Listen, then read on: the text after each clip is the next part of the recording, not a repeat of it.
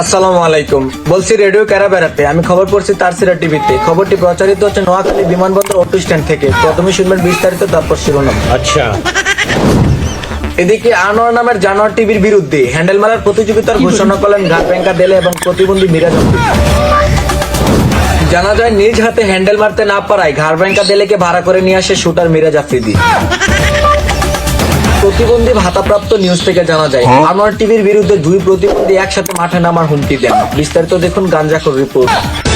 বান্দিরবো জানোয়ার তোক মেরা জানিতে কাক লাইছে দেলে ভাই আমাদের দেলে ভাই কিনে দেলে ভাই আনোয়ার ঘুরে যান তো আনোয়ার তুই ভাই না নেক্সট কিছু বলা আসতো এই দেখো তুই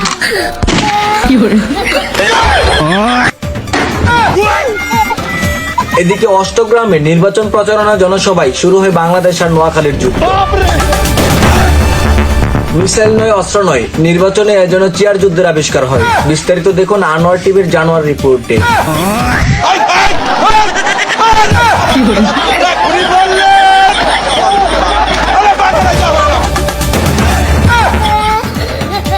তো দর্শক, এতক্ষণ দেখছিলেন বাংলাদেশের সব লেওরা মার্কা খবর। ফিরছি পরবর্তীতে 12টা 99 মিনিটের নিউজে। ধন্যবাদ।